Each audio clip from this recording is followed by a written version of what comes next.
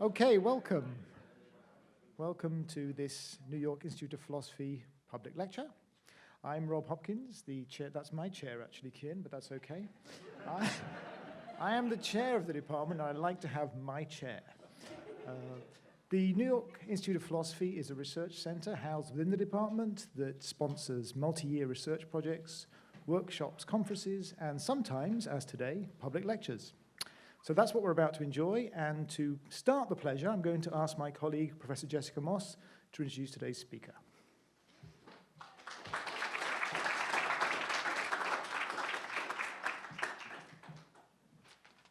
Okay, welcome everybody. So I'll just say a word more about the New York Institute of Philosophy and its public mission. So as Rob said, it is an institute and it is housed in NYU's philosophy department. And for the most part, it does the kind of things that professional academic philosophers do, where people who work in professional academic philosophy talk to each other about quite specialized topics. Professors, graduate students, postdoctoral fellows, things like that.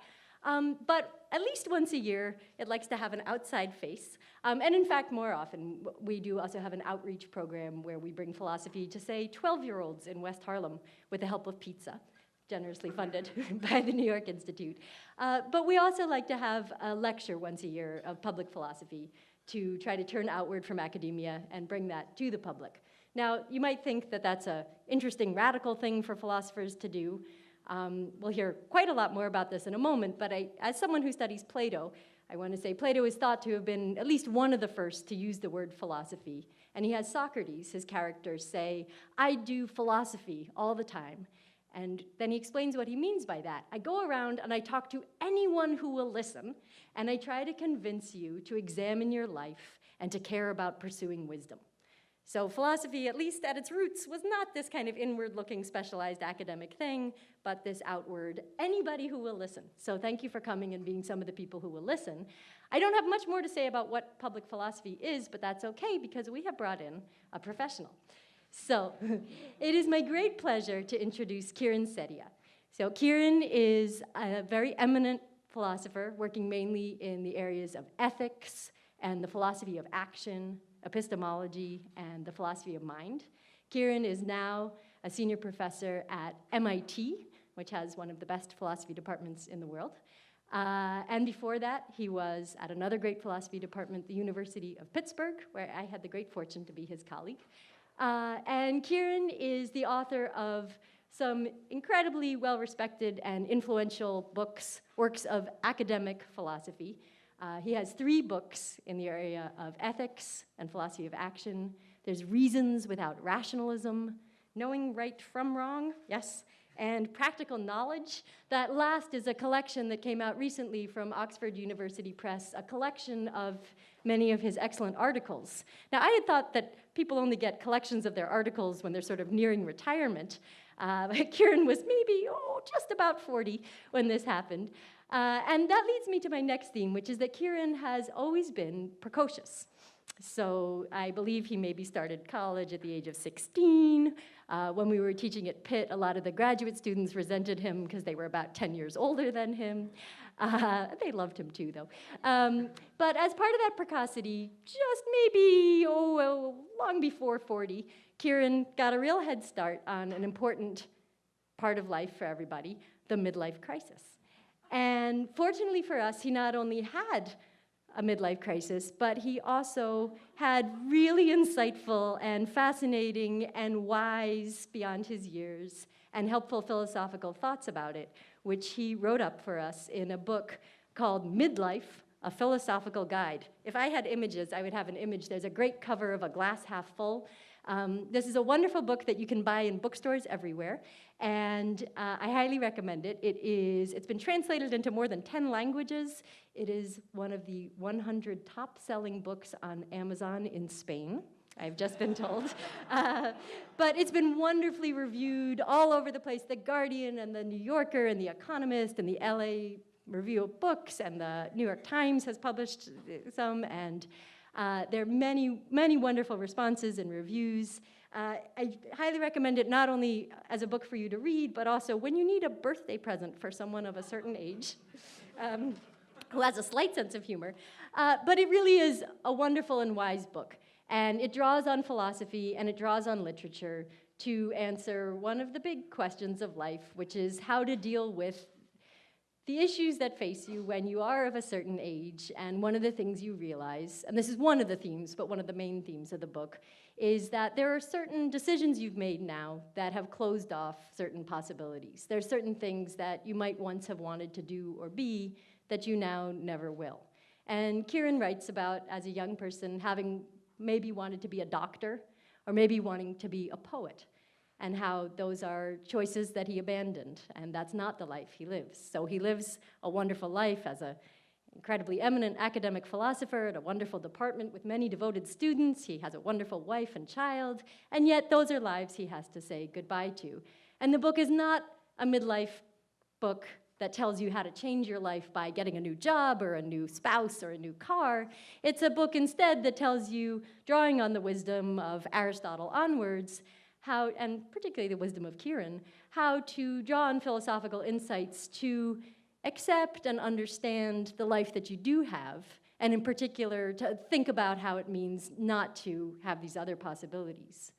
Now, it's a beautiful irony that in the process of writing that book and having that book so well received and being widely interviewed about that book and so on, Kieran actually has, well, I don't suppose he's exactly become a poet or a doctor, but he has transformed. He is no longer merely a preeminent academic philosopher. He has also become a wonderful and highly regarded exemplar of what he is going to talk to us about today, namely public philosophy. So, Kieran Setiya.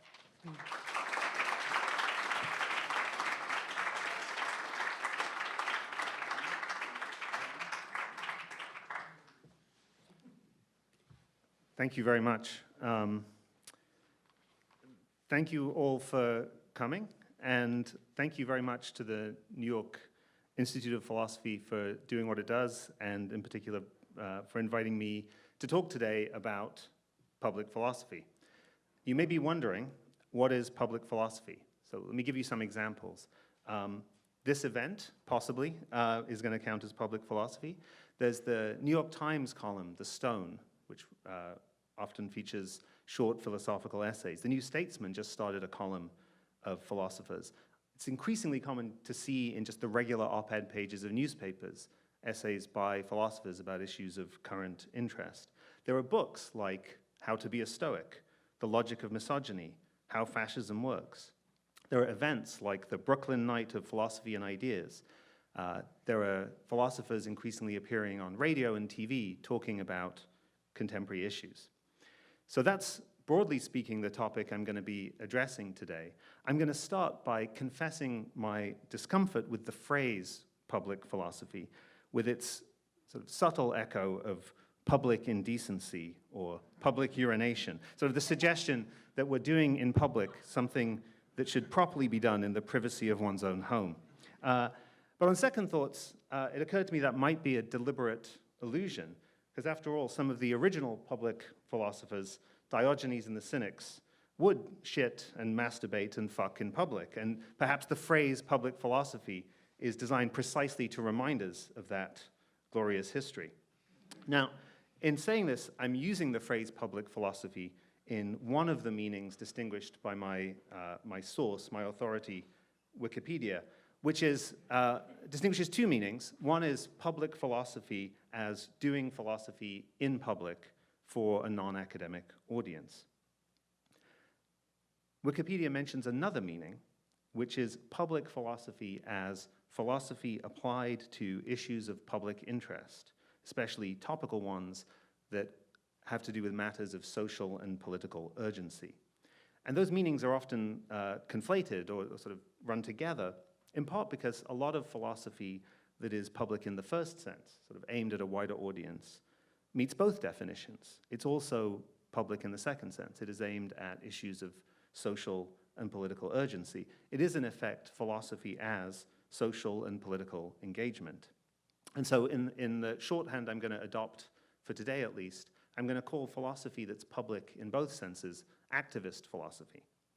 Now that does seem to fit the Cynics. So the Cynics, despite Jessica's praise for Plato, the Cynics dismissed Plato's philosophy of immaterial forms as airy nonsense. Diogenes called Plato's discourse a waste of time, and the cynics urged, instead of writing philosophy the way Plato did, engaging in a kind of revolution against social norms. So I'm going to be talking today about both public philosophy that is activist and philosophy that is addressed at a wider audience but is not activist. Really what I'm going to be doing is making a plea for the value of public philosophy that is not activist philosophy. Now, having said that, I see value in both, and I am myself interested in both. So I wrote this book about midlife, which cannot really be said to be aimed at an issue of urgent public interest, although it is an issue of urgent interest to some of us. I've also been recently working on and thinking about the ethics of climate change. So I don't at all discount the value of activist philosophy, although I do, as I will explain later in the talk, have some doubts or questions about it.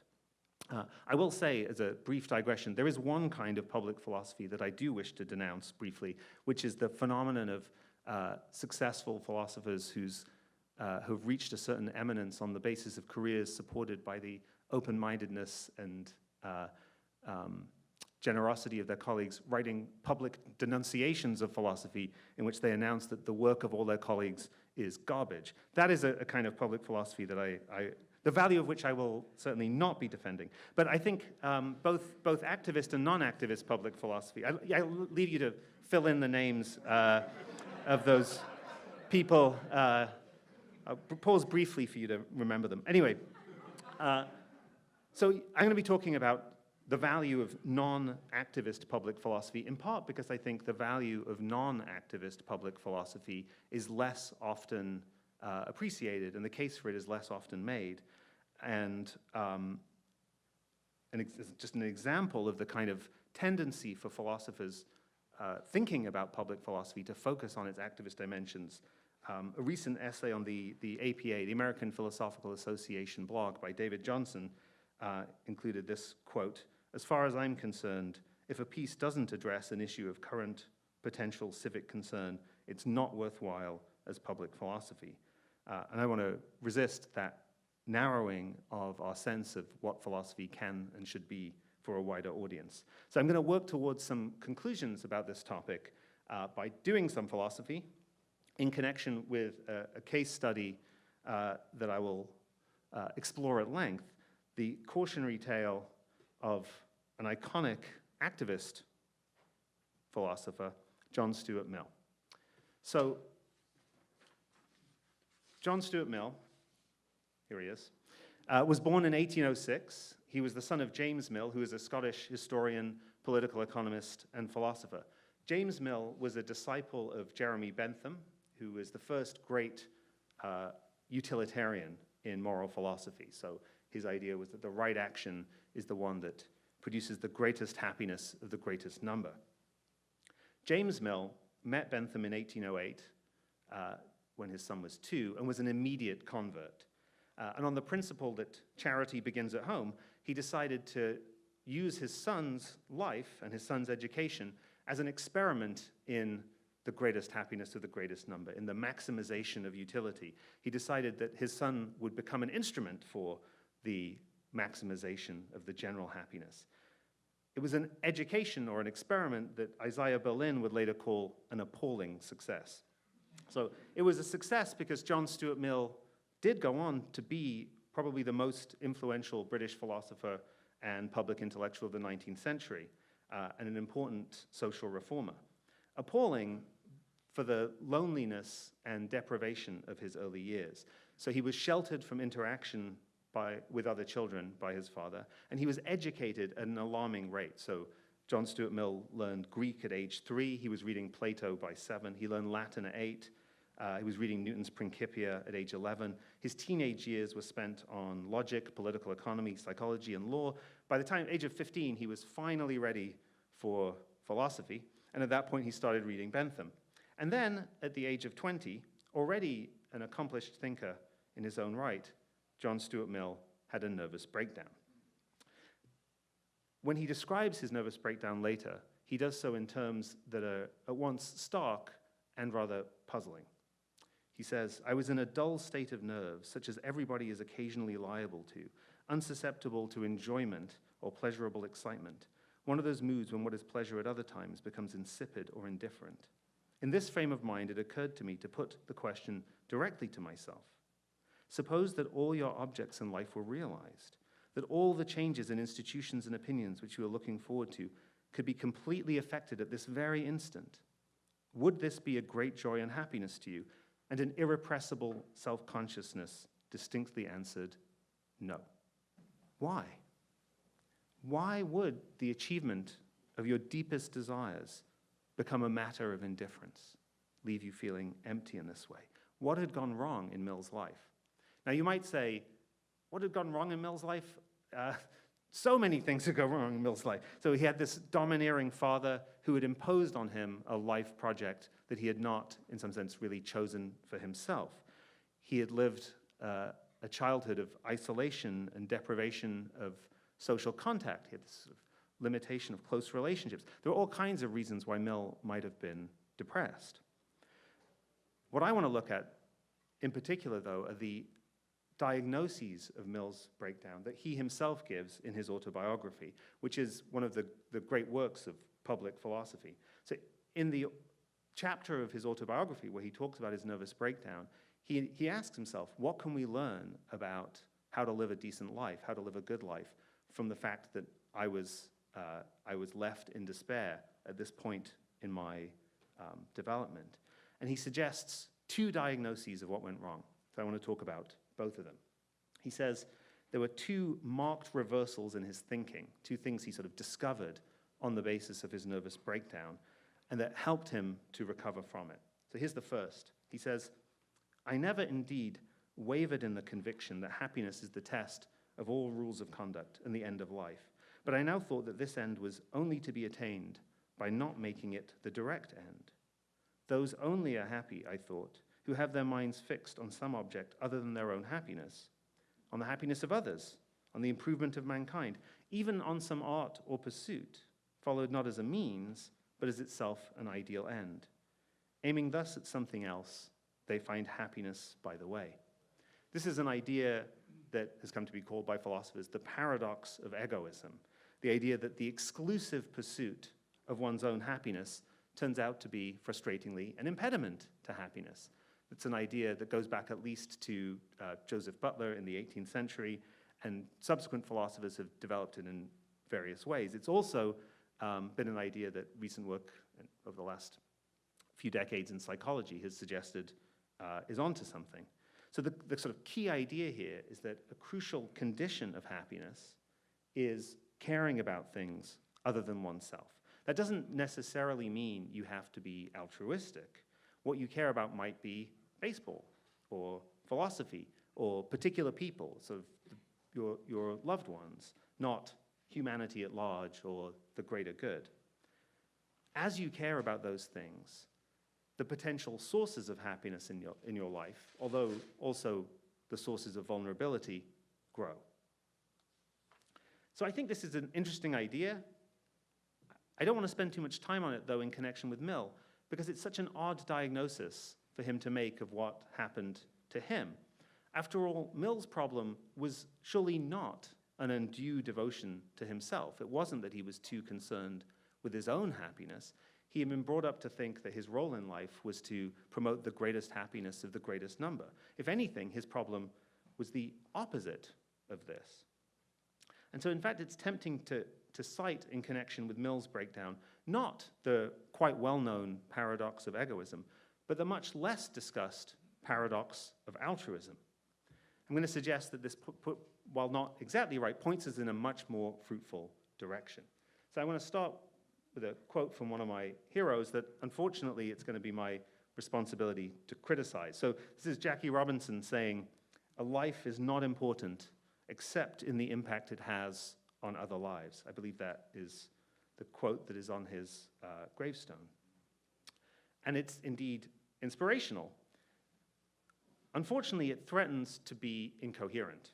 So here's a distinction that philosophers like to make between instrumental value and non-instrumental or final value. So instrumental value is the value something has as a means to a further end. Non-instrumental or final value is not that. The value something has not instrumentally as a means to something else, but sort of as an end in itself. And a natural way to read the suggestion in Robinson's remark is that the value of what we do, the value of everything we do, is really, the importance of everything we do is really instrumental. Its value lies in its effects on the lives of other people. But then we have to ask, what's the value of those other lives and the activities that occupy them?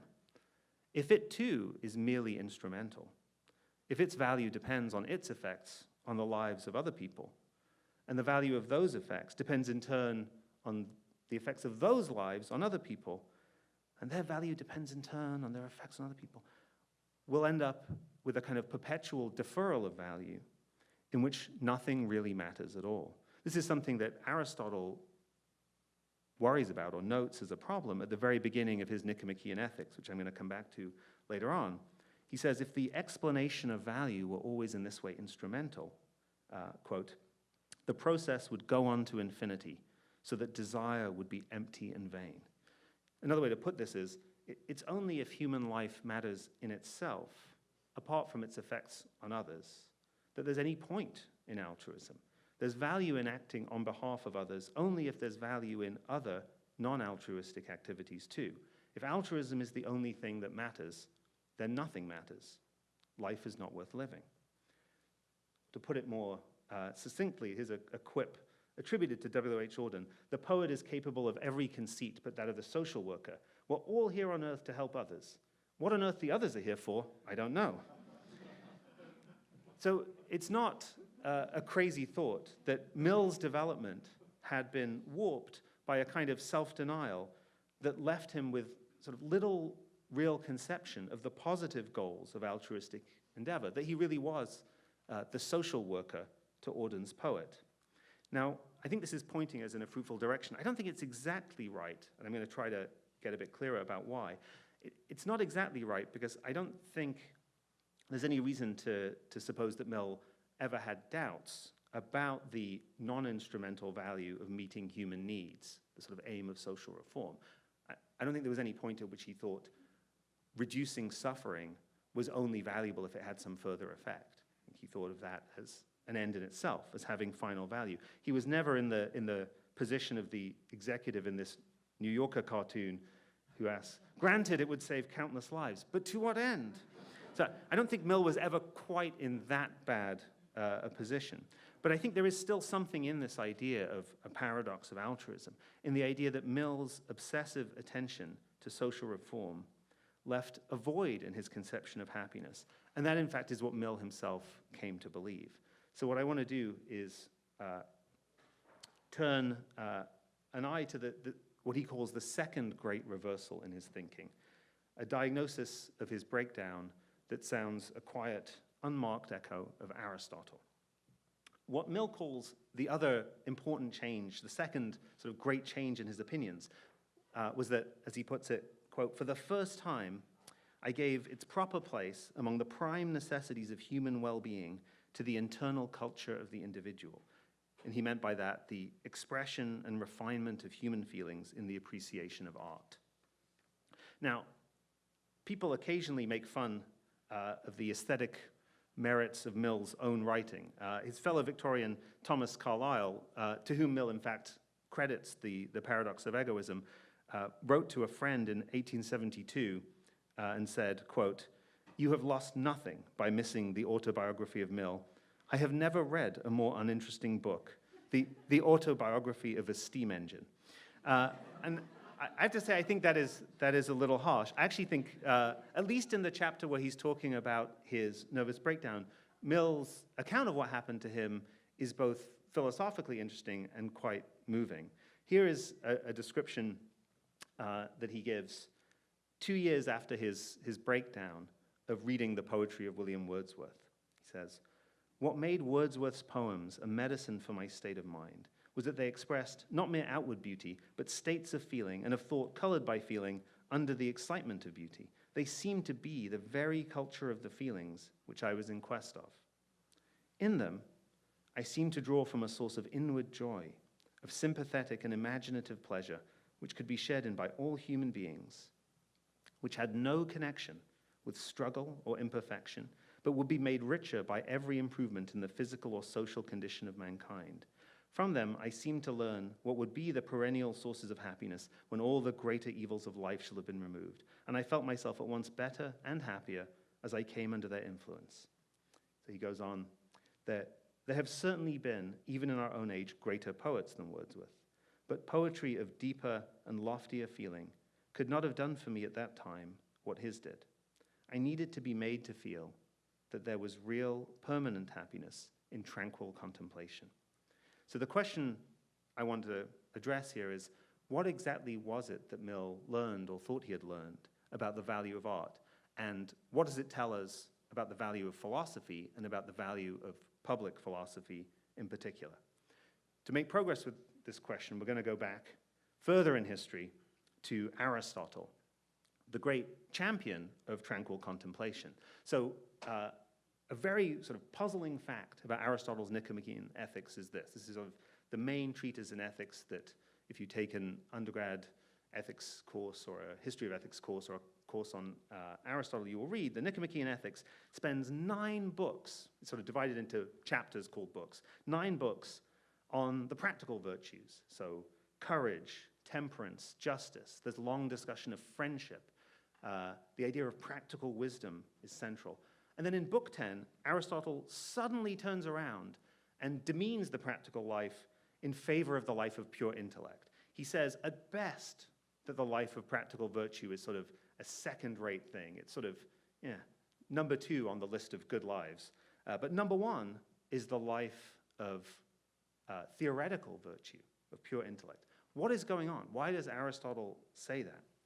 And the interesting thing to me is how closely Aristotle's reasons for disaffection with the life of practical virtue, which he thinks of as the life of ideally the life of a statesman, a kind of political life, how closely his reasons for disaffection with that match the reasons given by Mill for his turn to the culture of the feelings. So here's what Aristotle says. And if you dislike Mill's prose, Aristotle's prose from lecture notes in translation is even worse. But anyway, here goes. Now, the activity of the practical virtues is exhibited in political or military affairs, but the actions concerned with these seem to be unleisurely. Warlike actions are completely so, for no one chooses to be at war or provokes a war for the sake of being at war. Anyone would seem absolutely murderous if he were to make enemies of his friends in order to bring about battle and slaughter. But the action of the statesman is also unleisurely and aims, beyond the political action itself, at despotic power and honors, or at all events, happiness for him and his fellow citizens, a happiness different from political action and evidently sought as being different. So, like Mill, Aristotle is concerned that the activities of practical virtue, the political life, fighting wars, engaging in social reform maybe, are sustained by struggle and privation. Their value depends on the existence of problems or difficulties or needs or injustice, which these activities aim to address or solve in some way. And in a way, you think, in an ideal world, there would be no use for them. That's why, as Aristotle says, it would be completely crazy to make enemies of friends in order to create the opportunities to have a courageous life of courage in battle. Like, that would be nuts. It would be like Mill saying, I hope people suffer so that there's work for reformers like me. I mean, that'd be insane. Ideally, he would be out of a job. Now, this is quite consistent with thinking, and Aristotle, I think, is quite clear that the achievements of the political life have final, non-instrumental value. He says that the activities of the statesman are desirable both in themselves, this is the bottom of the quote, and for the sake of another thing, a happiness different from political action and evidently sought as being different. The problem with them for Aristotle is that they're not, as he puts it, final without qualification. And so they do not make for the best or ideal life. So if you thought the last quote from Aristotle, the one that's up there, was was bad. This one's worse. So I'm going to spend a little bit of time kind of unpacking this, but this is the classic Aristotelian word salad. Okay. Now, we call that which is in itself worthy of pursuit more final than that which is worthy of pursuit for the sake of something else, and that which is never desirable for the sake of something else more final than the things that are desirable both in themselves and for the sake of that other thing, and therefore we call final without qualification. This is the best kind of thing. That which is always desirable in itself and never for the sake of something else. Contemplation alone would seem to be loved for its own sake, for nothing arises from it apart from the contemplating, while from the practical activities we gain more or less apart from the action. So I'm now going to try and sort of explain what is going on in this passage, what's puzzling about it, and how to make progress with the puzzle. So this is going to be a kind of, this is the most technical bit of the talk, and it's going to involve some kind of inside baseball where I'm going to raise some questions that ancient philosophers in the room may be able to help me with. Mostly what I'm going to suggest is that it's a bit hard to understand what Aristotle is saying. It doesn't seem to quite work, but there's an insight there that I'm going to extract from it. So the thing you need to focus on, I hope, is the moral I'm going to draw from this rather difficult passage. So the context of this passage is Aristotle trying to identify the highest good. What's the best human life? It comes before the famous function argument where he says the best life is one of performing the human function, reason, etc., etc. In this passage, he's using the idea of finality, or being final without qualification, as a criterion to identify what the best life would be, or what the best goods in human life are. And his idea is, well, some things are worth choosing only as means. They have merely instrumental value. But among the things that have non-instrumental value, they're worth choosing for their own sake. There's sort of two categories. The ones that are also worth choosing for the sake of something else, and then the ones that are not worth choosing for the sake of anything else at all. And the highest good has to be in that last category. It's got to be final without qualification. It's got to be worth choosing only for its own sake, not for the sake of anything else. And that's what contemplation is supposed to be like. And there's a real puzzle there. I mean, the puzzle is, why is Aristotle thinking that the best goods in human life, the best activities, are ones that are, as it were, valuable but useless, sort of good in themselves, but not for the sake of anything else? That seems really weird. In Plato's Republic, Glaucon suggests that the best things in life would be the ones that are both good in themselves and also have really good effects, really useful. Seems more sensible.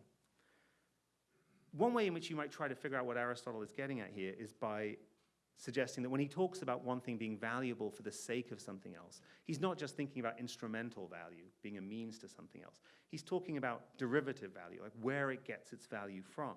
So sometimes an activity that is of non-instrumental value gets its value from something else. So its value is partly explained by something else. So maybe the value of composing music is partly explained by the value of listening to music. If you want to understand why composing music is valuable, you'd have to mention something about the value of listening to music.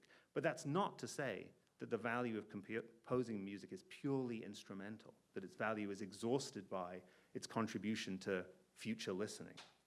So maybe Aristotle's idea is the best thing in human life has to have a kind of absolutely non-derivative value. It's got to be valuable, but not be sort of deriving its value from anything else, because wouldn't the other thing somehow be better?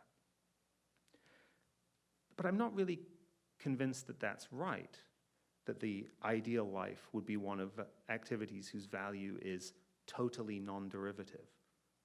After all, the example of composing music suggests otherwise, at least to me.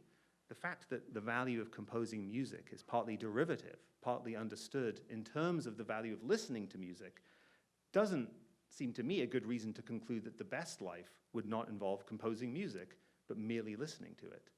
That doesn't seem right to me. So I don't really see why non-derivative value is thereby somehow better or makes for an ideal life.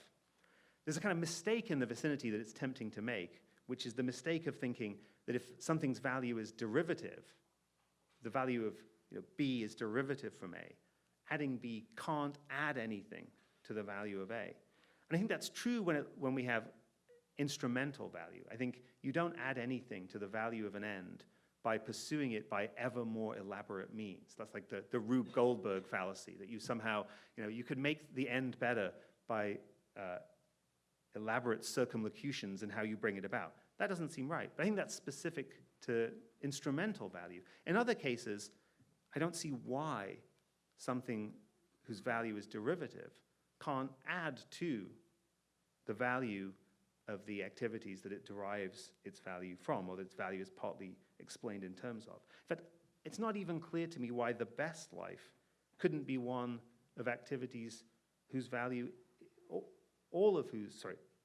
entirely of activities whose value is in that way derivative. Why not?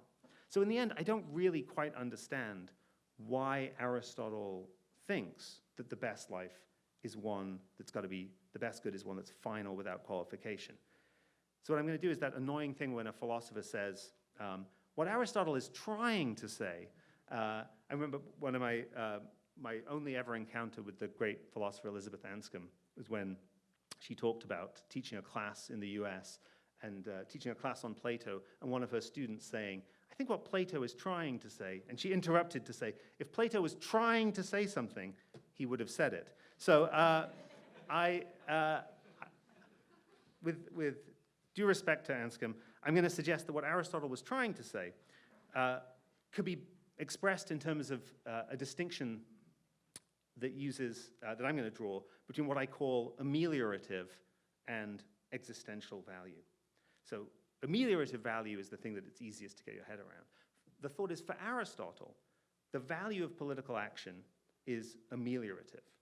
It's the value of a kind of double negative. It takes something bad, injustice, suffering, war, and extinguishes it. It ameliorates. Like social work and political reform for Mill, its purpose turns on and depends essentially on struggle or imperfection. It depends on conditions that we'd rather do without. Philosophers don't have a standard term for that. They also don't have a standard term for sort of the opposite, non-ameliorative value, which is the sort of the triple negative. So not merely such as to take away something bad. So I'm going to give it a name. This is what I'm going to call existential value. Existential value is just non-instrumental value that's not ameliorative. So it's value in activities that doesn't turn on needs we would be better off without, regrettable human needs. So I think for Aristotle and for Mill, the key to the value of contemplation is that it's non-ameliorative. It's existential. It doesn't respond to trouble or imperfection, to suffering and strife. It is, in a way, gloriously redundant. It's not something we need to do in order to prevent injustice or harm. It's something that will be worth doing, even in an ideal world where we didn't have problems like that to solve. So I think Aristotle's mistake in these passages was to equate existential value with being final without qualification. And he's onto something there, because ameliorative value is always derivative. It does always derive its value from a certain, the value of something else, namely the disvalue of the bad conditions that it aims to ameliorate. His mistake, I think, is that the converse doesn't hold. Derivative value can also be non-ameliorative. Anyway, I think it's the distinction between ameliorative and existential value that really matters. Now, Mill doesn't explicitly refer to Aristotle in his discussion of Wordsworth, reading Wordsworth. Although, as I said, his talk about tranquil contemplation and freedom from struggle and imperfection really resonates with Aristotle. And Mill surely read the Nicomachean Ethics. Most likely he read it in Greek at the age of 10. So I think the question that he was worried about, how would you feel if your reforms were instantly realized? The question that left him feeling empty precisely evokes this contrast between ameliorative value and the positive worth of contemplation. The thought is, if injustice could be eradicated, if human suffering was dissolved, if everyone had a kind of sufficiency to live with, what would be left for us to do? And before his nervous breakdown, Mill had no clear conception of what that would be. So although he was engaging in activities that had non-instrumental value, they were all addressed to regrettable human needs. He didn't have a picture of the positive value in human life. And that's why poetry was so important to him. So if you go back to the passage where he talks about Wordsworth, what's crucial is that Wordsworth's poetry provided him with a source of inward joy which had no connection with struggle or imperfection. His pleasures are not those of sort of hardship overcome. They are, as he puts it, perennial sources of happiness, and will be perennial sources of happiness when all the greater evils of life shall have been removed. So the thought is the problem with Mill's earlier life was that he didn't have a picture in it of what's worth doing except to reduce the scale of human suffering. And if the best we can hope for is not to suffer, to live a life that's not positively bad, why bother to live life at all? Better, or just as good, not to be born.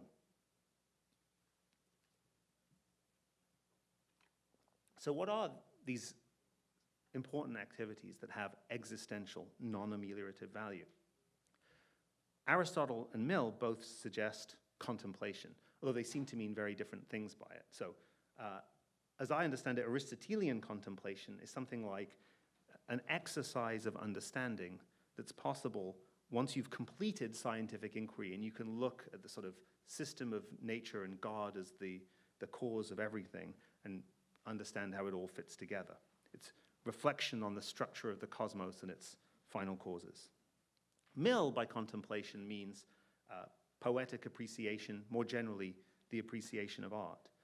But I'm thinking that in this category of activities that have existential, not ameliorative value, we should also place philosophy and art, but also the kinds of things that make our days bearable, or at least, or hopefully better than bearable. So telling funny stories, listening to music, swimming or sailing, cooking, playing games with family and friends, what the philosopher Zena Hitz has called, in a discussion that I find very helpful, the little human things.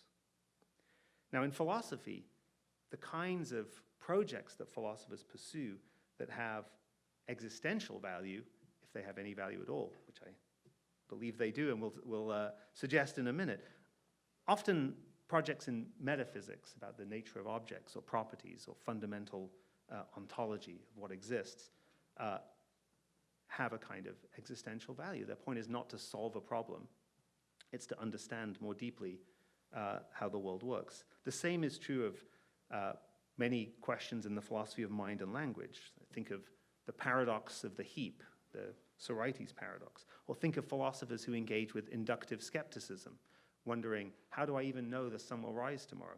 I think for the most part, they're not well understood as addressing the practical problem of whether I should get up tomorrow morning. They're addressed to questions in the foundations of human knowledge. The same is true of many kinds of questions that get addressed in the philosophy of science, in aesthetics, and in the less applied parts of ethics and moral philosophy. All of them are, I think, potentially sources of inward joy, unconnected with struggle and imperfection, things that could be perennial sources of happiness when all the greater evils of life shall have been removed. Okay, so I want to finally sort of bring this all back to the question of activism and non-activist public philosophy.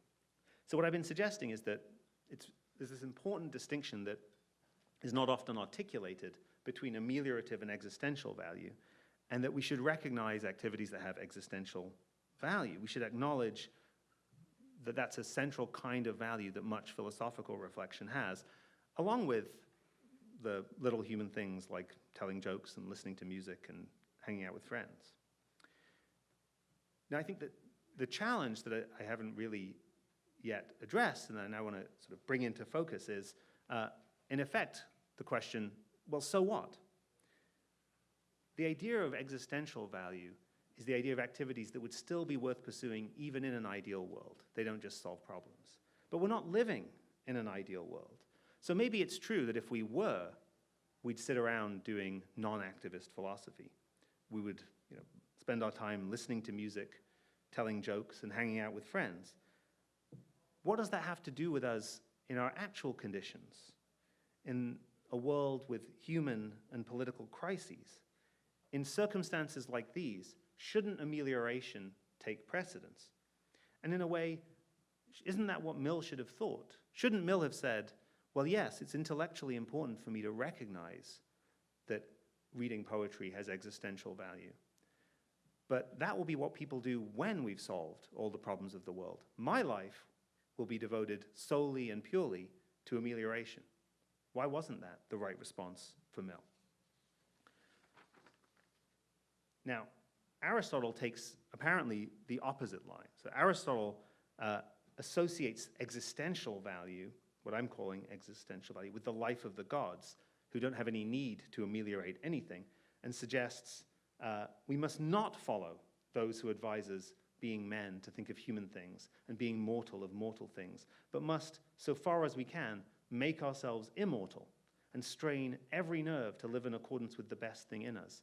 For even if it be small in bulk, much more does it in power and worth surpass everything.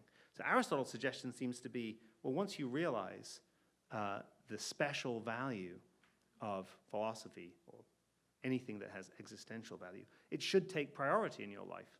Forget activism. But we may be much less sure about that. There's a kind of question that I and my colleagues find ourselves asking often, at least sometimes. Sometimes in public, perhaps often in the privacy of our own homes. Namely, how can I sit around thinking about the nature of grounding or interpreting Leibniz at a time like this? Aren't there more urgent political demands that I should be devoting my energy to? If I can engage in activist philosophy, shouldn't I? Isn't that the priority right now? So I think that is a kind of common refrain, a kind of inner anxiety that many philosophers are struggling with and that I want to talk about. I want to do so in sort of two ways.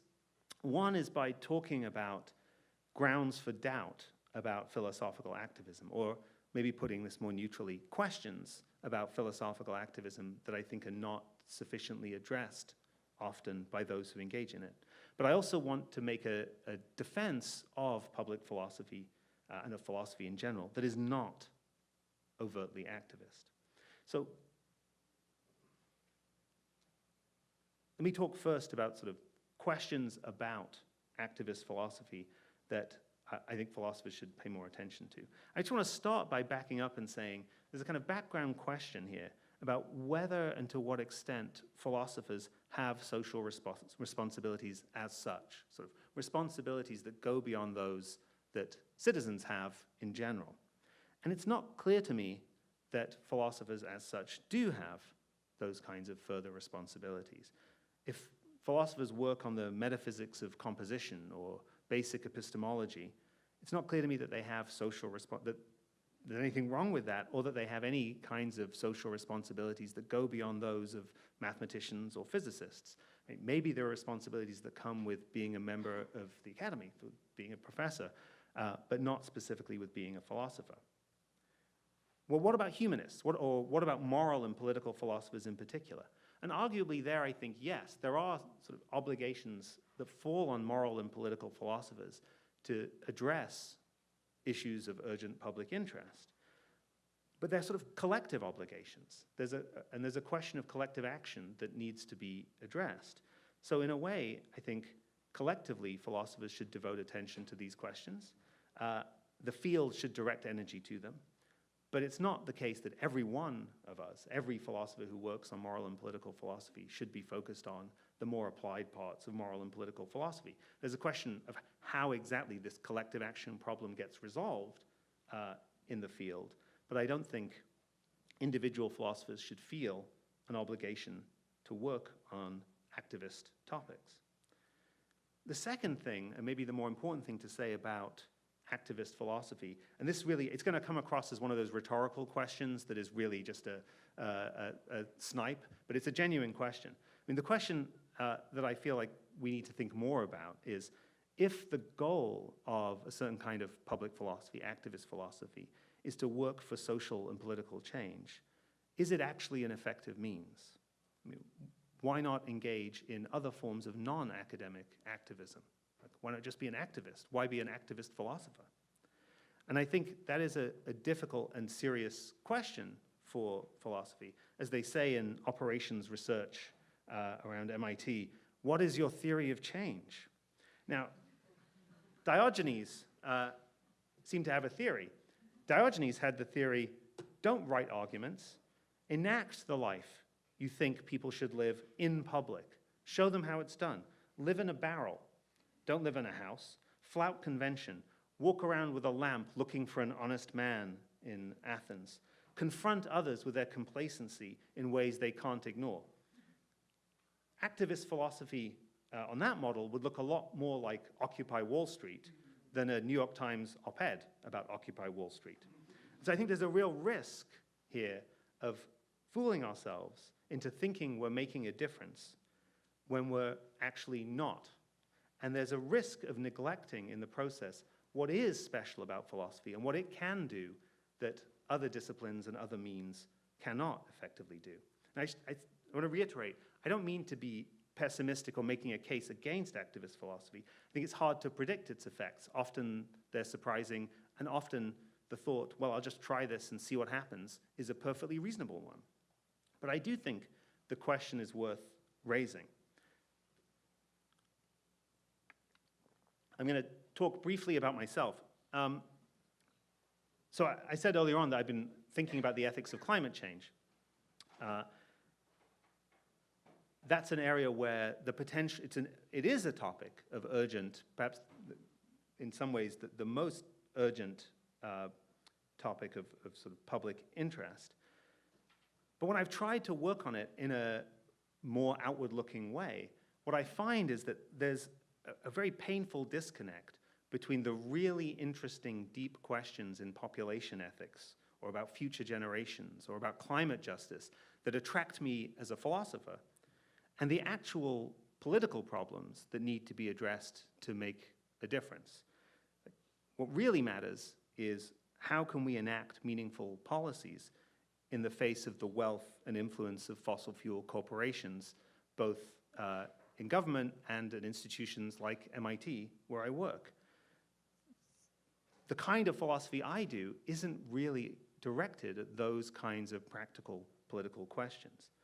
So I've sort of fudged it a little bit. I have a kind of compromise, which is what I've been doing is teaching the ethics of climate change at MIT in the hope that I will be reaching this audience of students and maybe they'll do something about it. And this points to a kind of aside that I think is important about public philosophy, which is the sort of funny liminal status of teaching as a domain of public philosophy. Because in a sense, the most regular attentive, or I shouldn't say attentive, they're supposed to be attentive, non-academic audience I have is students. So I'm often doing philosophy with non-academic philosophers in class. So that's one kind of venue in which there's room for a certain kind of activist public philosophy. But I should say, even there, I have a lot of anxieties or reservations about it. There's a kind of tension that this could be the topic of a whole talk. I'm just going to mention it. But there's a kind of tension between the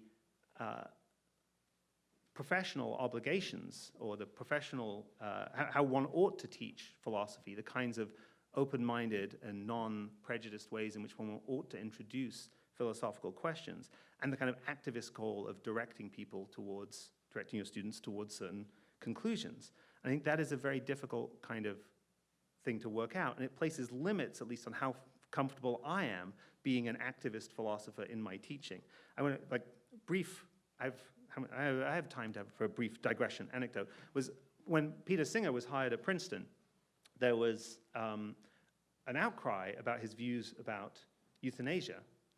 And I felt like on grounds of academic freedom, he should not be, that should not be a reason for Princeton not to hire him. There was a different issue that really didn't get much discussed that I thought was at least interesting, namely that he adheres to a kind of utilitarianism on which one should only tell the truth insofar as that will maximize utility, and one should be willing to not tell the truth when you think that doing so will maximize utility, roughly speaking. And he was going to come to Princeton with the express aim of having an impact on future generations of students who would make a difference in the world. And I thought the interesting question here is less to do with his particular views about euthanasia.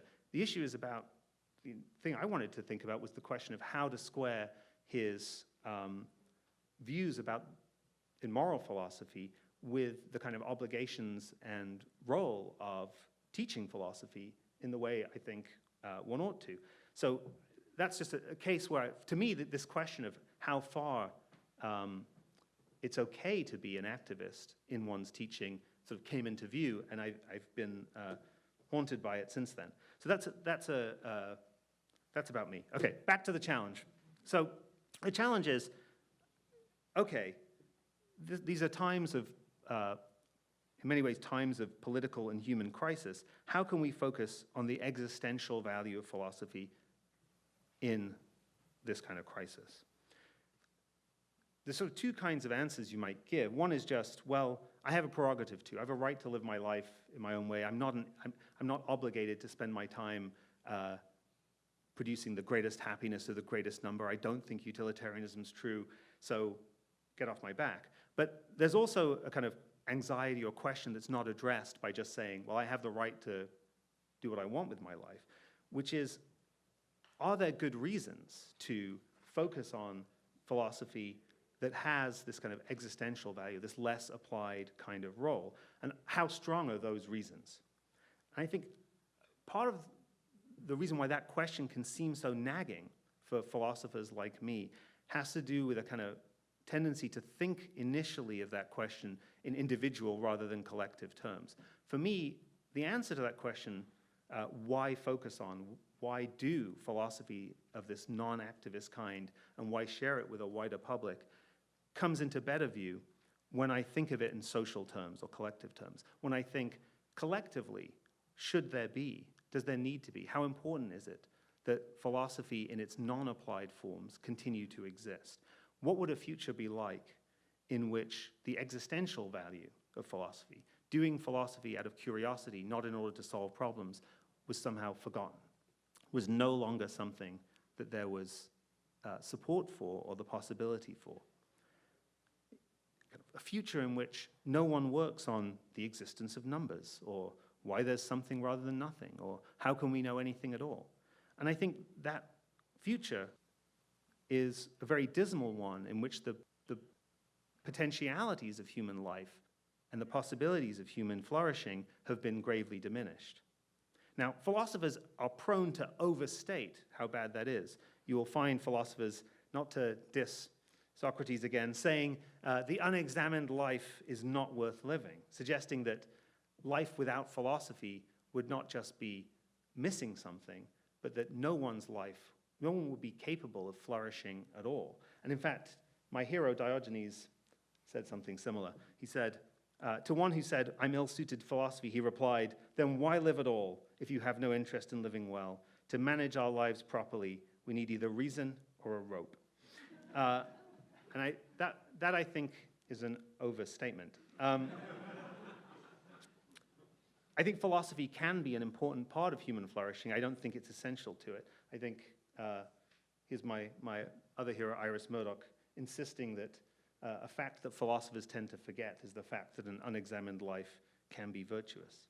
But again, I think what's illuminating, I think, is to frame this collectively and individually. So it's true for individuals that an unexamined life can be virtuous, but collectively, we have to ensure the survival of philosophy in its non-applied existential forms. We need there to be philosophers. There should be philosophers, even though, as in all kinds of collective action problems, it will often seem unclear whether you're the right person for the job. It will often seem hard to know whether your decision to pursue philosophy in a non-applied way is really for the best. That's an interesting puzzle in moral philosophy. In this respect, philosophy is really no different, I think, from the arts in general. It's equally continuous with the little human things like stand-up comedy or pop music. And in saying that, I'm not implying, I don't mean to be suggesting that philosophy should just be for entertainment. I also don't mean to be saying anything about the relative significance of philosophy as compared with stand-up comedy or pop music. I will leave you to reach those judgments on your own. But I do think philosophy has the same kind of value they have. We need there to be stand-up comedians and musicians, even if in any given case, it's not clear whether you need to be a stand-up comedian or a musician. I also think it's helpful to think of philosophy in that kind of constellation in order to remind ourselves that it really should be entertaining or at least edifying. I think another source of resistance to non-activist philosophy is in fact a kind of tacit condescension. Kind of takes two forms, I think. One is a hostility to fun, which philosophers seem to have adopted, but also a kind of condescension that suggests that doubts about whether a wide audience want to read challenging and uncomfortable philosophical reflection of a kind that's about the meaning of life or the possibility of knowledge or how many grains of sand it takes to make a heap. It's useful here to go back, in closing, to the pedagogical context, a context in which whatever kinds of opinions we might be trying to inculcate in students or refusing to inculcate in students, one thing I think we should and can be doing is sharing the value of philosophy with students, along with the history of philosophy, skills of critical thinking, and perhaps in some ways tools or strategies of activism. I think if we rightly want students to love philosophy, we should want them to go on engaging with it. My wife is an English professor, and one thing she said is that one of her goals, long-term goals, when she teaches students, is to make them into better and more committed readers of fiction. That her goal is, after the class, they should go on reading. And I thought, what would that kind of goal look like in philosophy? What would they read? There's only so much Plato they can go back to. If we want students, if we want a wider public to read philosophy and to see the value of philosophy, we need collectively to provide good public philosophy for them to engage with. Now, this is a task in which non-academic philosophers can help. There are non-academics who are writing philosophy for wider audiences in quite wonderful ways. There's Catherine Schultz at The New Yorker, there's Oliver Burkeman, there's Jim Holt. But I think philosophers need to pull their weight in this kind of project. Philosophers need to sort of solve the collective action problem of producing non-activist public philosophy for as wide an audience as we can reach. Not everyone needs to do it. As with all collective action cases, it doesn't need everyone, but it does need a sufficiency of philosophers doing this kind of work so that the public is not left with Sam Harris or, worse, Jordan Peterson.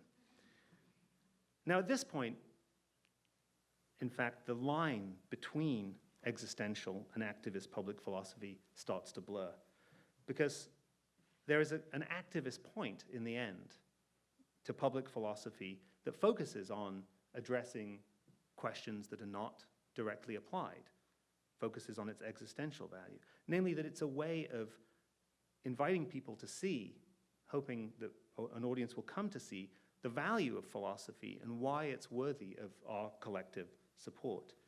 So here's a final quote from Diogenes. He said, "When asked why people give to beggars but not to philosophers, he replied, because they expect that they may become lame and blind, but never that they'll become philosophers." And I think one role for public philosophy is to try to change that. Sharing the existential value of philosophy is a way of working for social and political change, or, to be more realistic, let's hope for at least stasis, in the precarious place of philosophy in the academy, in public and private universities. And in that way, this kind of public philosophy speaks to an existential challenge for philosophy itself. Thank you.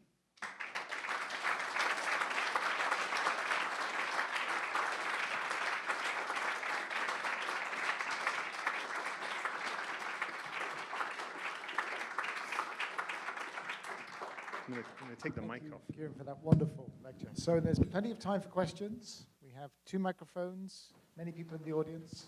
It's over to you people. Time to do some philosophizing yourselves. So at least your chance to become a philosopher.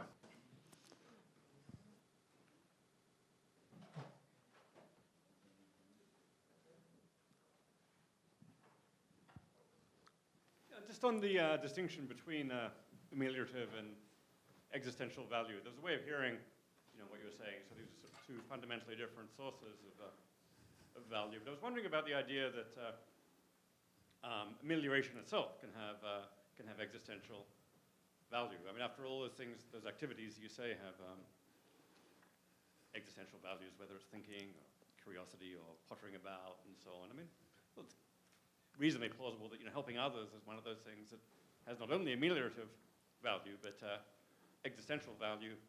There's value, non-derivative value. It may have derivative value from the value it gets from that accrues to other people, but perhaps it also has existential value, non-derivative value in its own right. I mean, a strong version of this might say the only source of existential value is amelioration, and maybe that would provide a way of making sense of Aristotle's paradox of egoism without the in virtue of the value being fundamentally relational. But I was wondering also whether it might have that idea might have some application to the case of philosophical activism and maybe in ameliorating some of your, say, discomfort. I mean, it's not obvious to me that everyone who favors ameliorative public philosophy is doing so simply in virtue of the good effects they think it's going to have on others. As you say, I think that it's often going to be fairly questionable whether it's having those effects. I think perhaps it's viewed simply as one of those activities that has a certain kind of existential value, and it's good in itself that philosophers are doing this. I don't know if that view ends up being coherent, but at least I'm wondering how that perspective fits into what you're saying. No, that's interesting. So so one thing to say is I was thinking that we shouldn't equate non-derivative value with existential value, because there'll be existential value that is derivative. So I explicitly want to allow for that.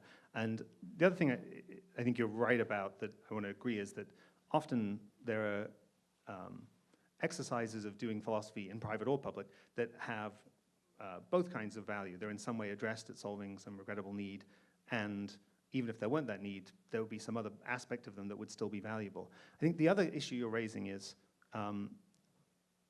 about the sort of difficulty, or kind of, I think of it as a feature, not a bug, of the distinction between ameliorative and existential value. Is the idea of ameliorative value is not just that it answers a need, but it answers a need we'd rather not have to face. So the thought is, in an ideal world, we wouldn't need to do that. And one thing you might say is, well, there are activities like various kinds of, say, grieving.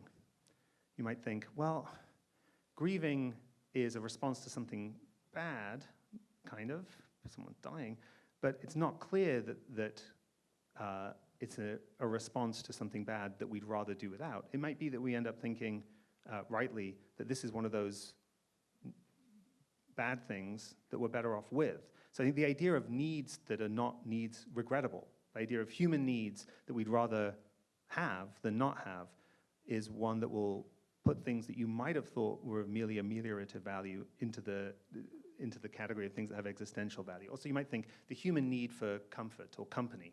You might think that's not a regrettable human need. It's not like ideally we would all go off and live isolated hermit-like lives because we wouldn't need anyone else. But I think it's just going to be a substantive debate with respect to given human needs about whether they're regrettable. And you might find Aristotle saying, I don't know if this is right about Aristotle, but anyway, you might find someone saying, as it happens, friends are useful for contemplation, but if we were gods, we could junk them. And so that seems like it's just a substantive question about whether the relevant needs are regrettable or not.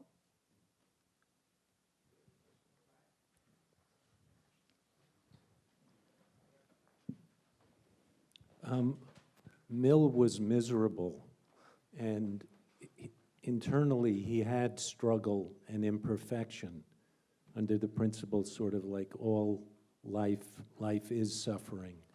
So wasn't Wordsworth's poems less existential than ameliorative for his own internal struggle and imperfection?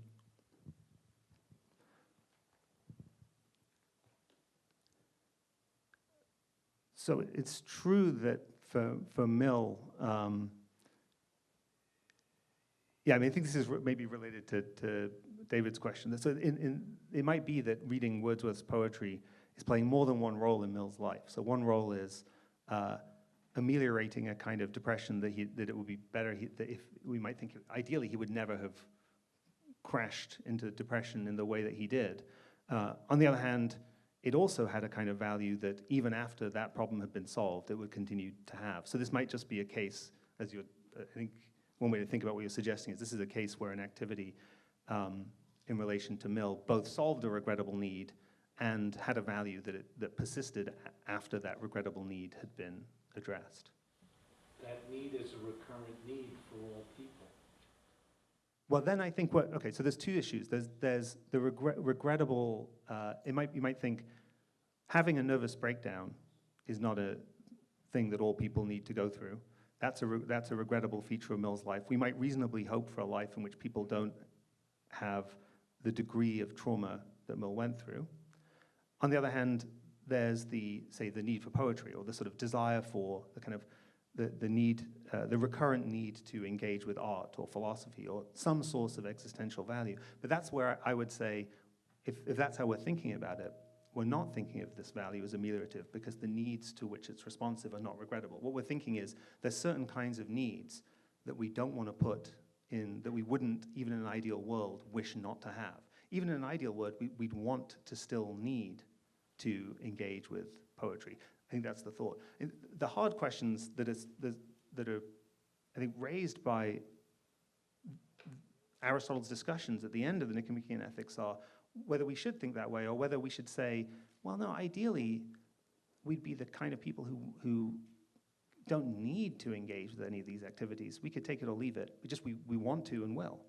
And whether that would be, as he says, he thinks, as it were, we shouldn't respond to that by saying, you're describing something inhuman. That's not a human life you're describing. Aristotle's suggestion seems to be we should, as far as we can, we should be pro-immortal. We should strive to be like the immortals in that respect. And I think one way to understand the response you're sort of putting into view would be the response that says, no, Aristotle is wrong. We should cherish aspects of our humanity that are nevertheless sources of vulnerability. So in a way, I apologize for this question a bit at the outset in the way you apologize for one of the questions, because I mean it as a serious question, but it sort of has the feel of snark about it as I articulate it. And the question, is really that I'm not sure that I really understand this sort of foil here, namely philosophical activism. And I don't really fully understand it, I think, at both ends. So again, to be a bit autobiographical, what really drew me to philosophy originally was really analytic philosophy in its purest form. And in part, it was because one could not do this kind of philosophy without seeing the world in a seriously different way. The clarity that it brought, the rigor of argumentation that it brought, was, at least for me, transformative. And I think a lot of people who work in, let's just call it analytic practical ethics, think that they're not doing what activists do in the sense of trying to cause people by whatever means to have some particular set of views.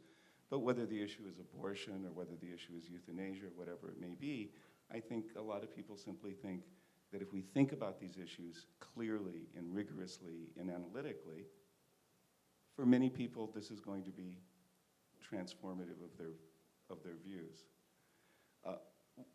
Whereas what activists do, I think, is extremely important, and it's a very different thing. So I'm not really sure sort of what this, if you'll forgive me for saying, slightly looming threat of philosophical activism is. I see. So I wasn't thinking of it. I really wasn't thinking of it as a threat. I was just thinking of it as as you said, a foil, like a thing that is perfectly legitimate but shouldn't be the only thing. So I don't have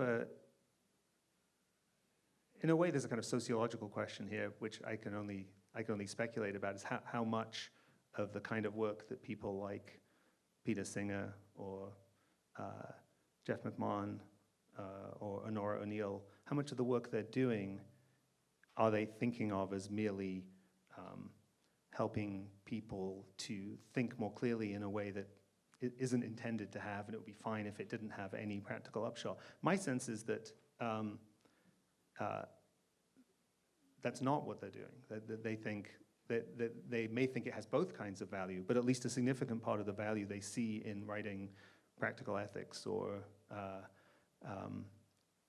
making arguments about the ethics of war is the idea that this will have an effect. And so I think they are thinking of what they're doing as addressing regrettable human needs. I mean, in a way, part of what, I don't know about, I was going to say provoked, that's too strong, but part of what prompted me to frame things in the way I did was the tendency. I gave that one quote from David Johnson from the APA blog, but it's representative of a kind of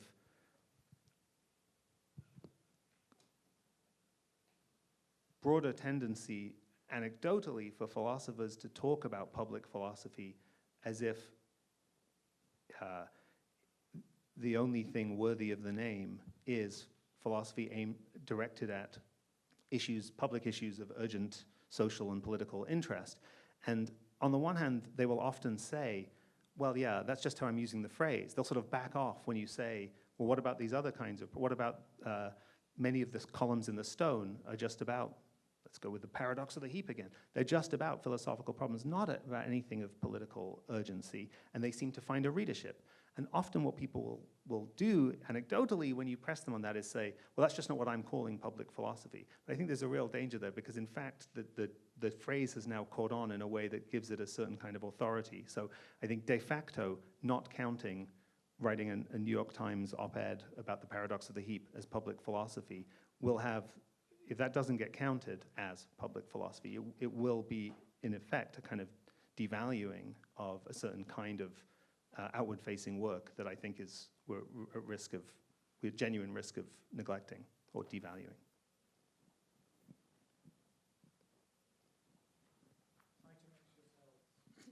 Go ahead.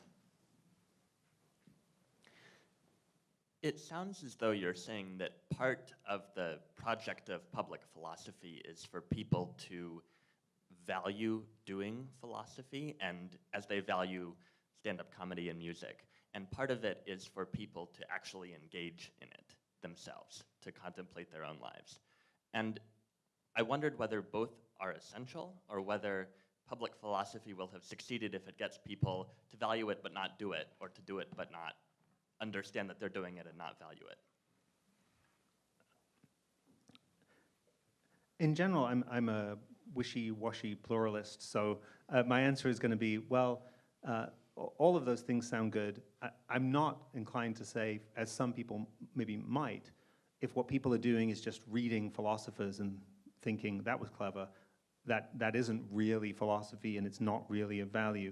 Only if the audience are themselves philosophizing is this of any value. I don't think that's true. I think it will be fantastic if it wouldn't be everything, but it would be something quite significant if there were an audience of people reading The Stone who don't go on to think about the problem themselves afterwards, but merely think, wow, that was really enlightening and gave me a kind of sense of a dimension of life that I hadn't previously accessed.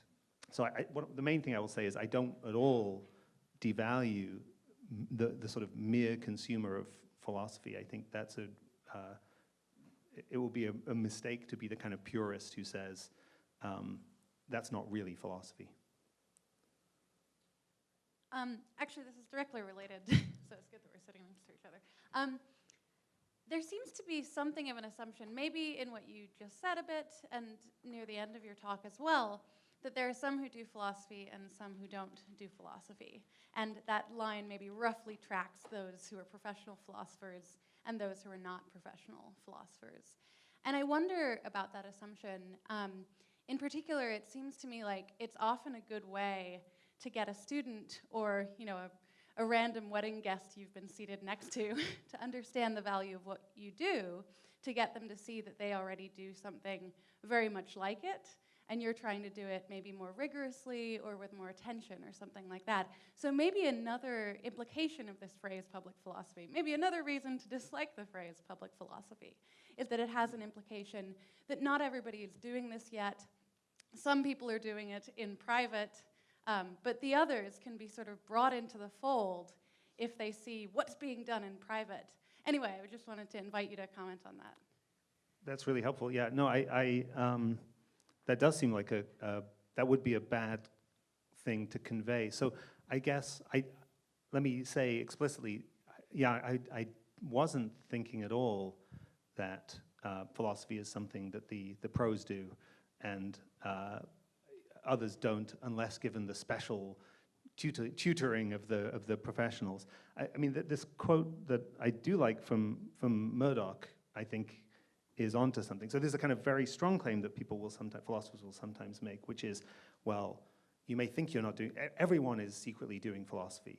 And I think that is a kind of exaggeration, in that I think many people live perfectly well without thinking systematically about how to live in anything like the way philosophers do, let alone thinking systematically about any of the other kinds of philosophical questions. I mean, how to live is the hardest to avoid, and the one where you're most likely to be reflective. But even there, I think it's possible to get through life while being pretty unreflective. I don't think its philosophy is sort of unavoidable, but I definitely don't think the line between people who are doing it seriously in an engaged way and the ones who, the perhaps minority who are not, is the line between professional philosophers and others. And so, yeah, I think that's an interesting question, whether public philosophy is somehow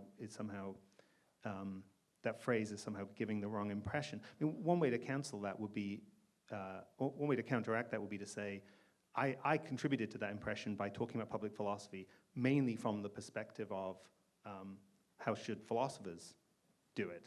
And I could have said more clearly throughout, there may be all kinds of public philosophy going on in which professional philosophers are not at all involved. That's great. Or that is another valuable thing. So yeah, I think that's just right. Yeah, I was curious about this analogy made to English classes and getting students to read fiction outside of class and have it be part of their life. It's not the case that fiction writers produce certain works of fiction just for other writers, and then a separate work of fiction for the public. And I guess I was curious, you might think we already produce a ton of public philosophy, just they don't read it. And so I was curious whether, I mean, I don't know how to think about this, and I was curious whether you sort of could help us out here. Why do we need to produce a sort of special line of this theoretical philosophy that is like specifically tailored for the public when we already produce quite a bit of it? Well, so I feel like there should be a deeper and more interesting answer to your question than just that you answered it yourself, namely, they're not reading it. So my thought is, if we want them to read it, we have to produce the kinds of things they want to read.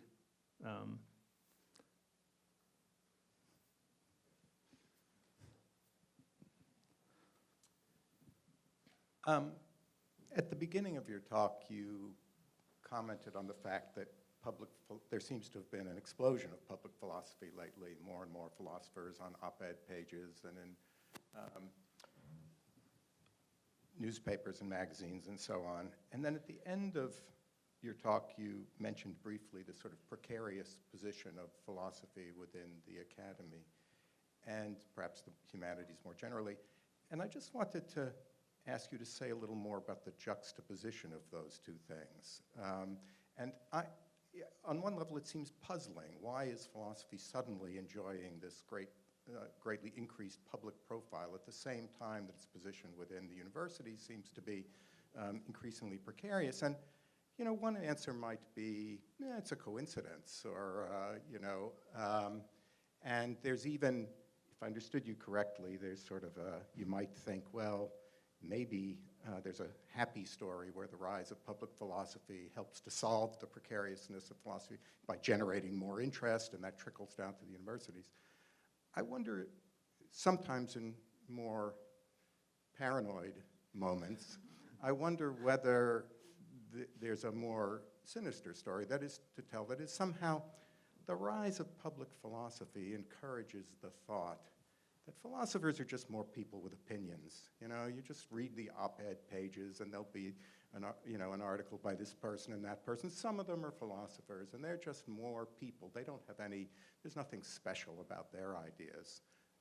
They're just more, and the internet's full of people with opinions about this or that. And so who needs philosophers as a profession, as a discipline? There's nothing really special about what they're doing, and that the consequence of that may actually be to reinforce doubts about whether academic philosophy is a pursuit that we need. But that's, as I said, just in my paranoid moments. I just wondered whether you have any thoughts about the juxtaposition of these two phenomena. So that feels like there's sort of two, again, sort of sociological questions that I can only speculate about. So one is there any causal connection between the genuine explosion in sort of outward-facing public philosophy and the sense of the humanities and philosophy as being sort of beleaguered in the university?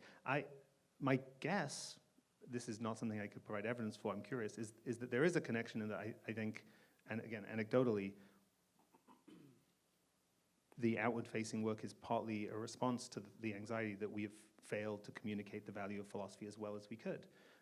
That's certainly something that people in other humanities say about the increasing amount of sort of outward-facing work in history or in literature. It's becoming, so it's part of a kind of story that people are telling themselves. I think there might well be some truth to it. The second sociological question is whether it's going to be counterproductive. So again, I don't really know. One thing, I have an anecdote, which was that talking to Peter Catapano about the Stone column, which is largely, mostly columns written by professional philosophers, was that he had started, I think they had originally planned to do it for us as a summer kind of series, finite series, and it was incredibly popular. And so now, it may be, which is why it's now a permanent fixture. So it may be that it was popular in a way that didn't involve people forming more positive impressions of philosophers. I mean, but if that feels to me maybe excessively paranoid. I feel like the fact that it was so popular suggests a certain range of, it's still a fairly narrow audience of New York Times accessing online denizens, felt like there was something of value that they were getting out of reading what philosophers were providing. Maybe that won't ultimately do a lot to improve people's impressions of philosophy. But I feel like in that case in particular, I doubt that it's really going to hurt. But yeah, I mean, maybe when I asked about sort of the effectiveness of activist philosophy, I should have in fact framed it more broadly. There's sort of empirical questions that are being tested on the fly. One is writing about, say, propaganda from a philosophical viewpoint going to make a positive difference to how vulnerable democracies are to propaganda? Well, that's one kind of thing we might find out. And there's also a broader question of how far the project of sort of writing about philosophy for a wider audience in a way that purports to sort of convey its value will in fact be successful. And framed in those terms, it does just seem like a kind of, it's another, maybe the worry I had about activist philosophy, namely, will this work, is a worry I should be having about the non-activist philosophy too, namely, yeah, it might be effective in making people value philosophy more, or maybe not, I don't know. But I guess I'm cautiously optimistic about it. So Edward, there's a question down here from Jean, and then I see you. Yeah. Thank you. Actually, it's more or less drawing on what you just said. So I absolutely agree with you on like the value of like the non-applied, not activist, non-derivative value basically of philosophy, the existential value, and the parallel you drew between arts and philosophy in that sense, I think makes a lot of sense.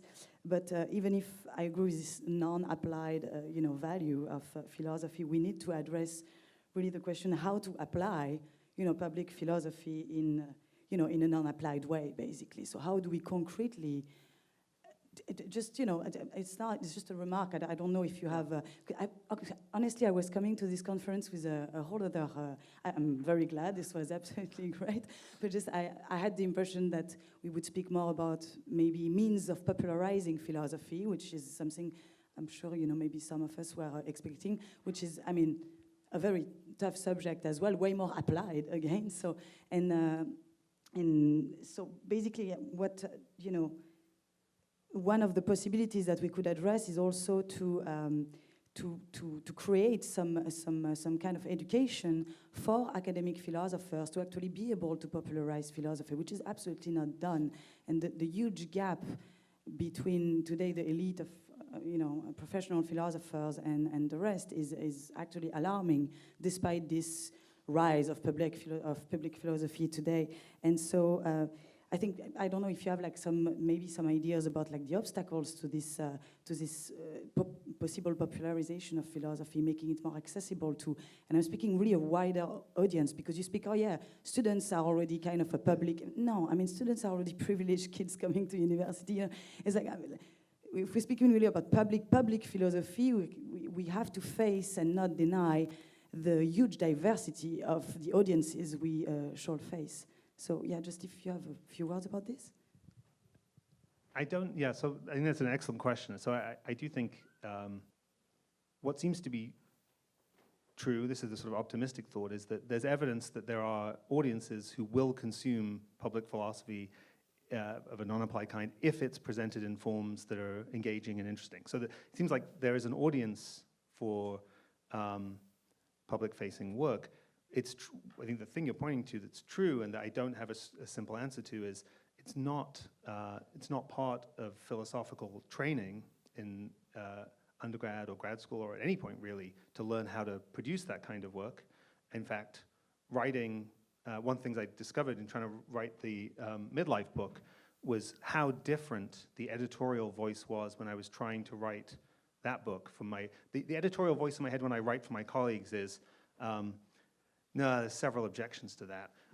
Or, do you mean this, or this, or this, or this? And the patience for fine-grained distinctions and elaborate dealing with objections that I anticipated among the non-academic audience was close to zero. And the voice, my editorial voice in my head was saying, where is this going? This is boring. And so I think that the kinds of ways of philosophical writing that philosophers have been trained in are not conducive to writing for wider audiences. What's happening now is a lot of sort of makeshift kind of work whereby people who've done a bit of public philosophy have little workshops for grad students and other faculty who think, well, I might like to do that. How do I do it? So there's a kind of informal network of people sort of reaching out to each other and trying to learn how to do this. So I've sort of, that's been very helpful to me. Also in learning how to, like, how do you submit an op-ed? Or how do you write how do you submit things to non-academic journals? So I think it's happening informally now. I think it would be really fantastic if the idea of doing this and training in doing it became a more regular part of graduate education. I think there's a complementary thing, which is work that is outward directed is valued. I perceive it. I think it's perceived to be valued very little by academic colleagues. So there's an anxiety that people at my career stage can get away with doing it because they don't need to get promoted. But if you were a junior person in philosophy, you'd be taking a gamble if you devote too much of your time to writing for addressing wider audiences, because it won't help you get tenure and you may not get to have a career. I don't know if that fear is justified, but it's definitely present and it's definitely a deterrent. So another thing that I think could happen systemically is for philosophers to talk about the ways in which this kind of work gets to be valued in the tenure and promotion process. I will say, I'm just going to mention one, I'm just going to give a plug. I think that there are people who are doing, I think, really inventive work in public philosophy that is more inventive than just, I'll write a book that's a bit more accessible. And one, I think, that this is amazingly successful is Barry Lamb's podcast. It's called Hi-Fi Nation. So I'm going to give you know it already. Okay, I'll give a shout out to that. It's basically a kind of This American Life for Philosophy. It's a narrative podcast, high production values, tells a story and weaves in philosophy. That's really amazing. But he basically just did that. He figured out how to do it himself. he scrabbled around for funding. There was no infrastructure for it, but it will be, there is a kind of structural thing that philosophers need to think about, is how to make that kind of project and more creative projects more feasible. Thanks.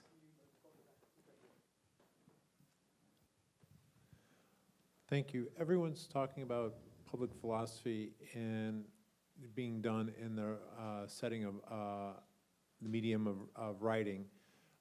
Here in New York, Massimo Pigliucci, he does a philosophy meetup at New York Society of Ethical Culture. I know there's at least, and they draw anywhere from 30 to 50 people on a regular basis. And there's at least 5 to 10 other meetups that meet up regularly to discuss philosophy. So I think a part of it is that many people want to discuss philosophy. They also want to read it, but they also want to have that the ability to learn from others and discuss that. So I think that's really important, and to do so in person. My question for you is, we've all studied oppressive environments as far as regimes and governments, and I'm kind of curious as this dichotomy of activist philosophy. In the United States, it costs $2,400 to give up your US citizenship. Does the environment in which the philosophy occur affect the type of philosophy that happens within that environment? And does inadvertently activist philosophy somehow create a feedback loop that then can go ahead and make environments so that they are more oppressive, or that one type of philosophy gets pushed out over another? Could you say, I think I didn't totally get the idea. So the idea is there's a risk that activist philosophy will create a feedback loop what was the thought, that it will somehow? That it will create a feedback loop that increases the strength of an oppressive environment that then pushes out other types of philosophy and also individual liberty. I see. I mean, so, there's two levels at which to think about that. Maybe one is whether it's going to crowd out other kinds of philosophical activity. And one of my concerns was, let's preemptively avoid the risk that it will crowd out the kind of philosophy that is addressed at non-applied issues, that's being done by the public in public discussions or by philosophers aimed at a wider audience. I mean, I think there's nothing inherent. The second issue is there something about activist philosophy that will be that will have sort of deleterious political effects on liberty or something. But I think it's hard to say. I mean, it's hard to think why that would be in the abstract without looking at the content of the activist philosophy. The activist philosophy could be, activist libertarian philosophers arguing for decreased regulation. So maybe that would be counterproductive and have the opposite effect. But it's not obvious that by itself. It's not obvious why that would have the kind of negative effects you're worried about. Thanks. So a couple of thoughts about why we should expect and maybe even want public philosophy to be associated with activist philosophy. So in your first, the naive reading of Aristotle from the Nicomachean Ethics, you posed this objection that was, well, why should we think that, if we're thinking of this in terms of instrumental versus like intrinsic value, why should we want something with only intrinsic value when we could have something with both intrinsic and instrumental value? And I wonder if the same kind of thought can't be reapplied to your more nuanced reading, which is, so we've made the distinction between the existential and the ameliorative. Why wouldn't the best kind of good be one that is both existential and ameliorative? That is, if we could find really interesting philosophical questions in topics of public interest, wouldn't that be extra good than if we could just find the existential goods in topics that aren't of public interest? And so this is, I guess, a thought of why we might want activist philosophy to be done in general. And a further thought is, well, if activist philosophy is being done at all, that is, if there are topics of public interest being looked at philosophically, then surely that should be shared with the public, because they're topics of public interest. And the same is not really true for all of the other existential topics in philosophy, because there might just be some things the public isn't that interested in. And so it seems natural that if activist philosophy is being done, and I think we should want it to be done, then all or most of it should be shared with the public, and that will create a natural association of the two. Okay, yeah, excellent, thank you. So I feel like there's sort of two questions there. So one is there a special reason why activists, so philosophy applied to urgent political issues should go public in a way that doesn't apply to other parts of philosophy? But my sense is that it isn't true that there's an absence of appetite among people, the public in general, everyone, enough people for non-applied philosophy. I mean, my sense is, I guess we'll find out when, if, as I hope, lots more philosophers write about their non-applied philosophical ideas for a wider public, whether there's an audience for it. But my sense from talking to editors and agents is they think there is. So I'm not, while there might be special reasons for applied work to be public, I don't think there's a lack of interest in less applied work. And the other thing you said is, wouldn't it be, if I can write about animal ethics or climate change and do work that's both interesting in itself and also potentially of practical value, why not have your cake and eat it? Why not have both? But my sense is that might be an argument. Again, there's this sort of individual ecological perspective shift that I find helpful. So I can see why that might be a reason for you or for any individual to think, yeah, this is what I want to do. But when you think ecologically, it's just bad if the range of philosophical work that's being done is too narrow. What we want is for there to be what's best is if there's a very wide plurality of different philosophical projects and questions being pursued. And I think there's public interest in a very wide range of them. So again, when I was thinking about, when I kind of imagined this dystopian future, part of what I was thinking was, well, suppose everyone in philosophy focused on applied topics. What would that mean? It would mean that in a couple of generations, the state of the non-applied parts of philosophy would be problematic. Or at the very least, it would be sort of surviving as an adjunct to the applied projects, because you can't do them without knowing a bit of metaphysics or epistemology or whatever it might be, and that would not be a kind of happy future for philosophy. So I think individually that might be a good argument, but ecologically and collectively it's not a good future.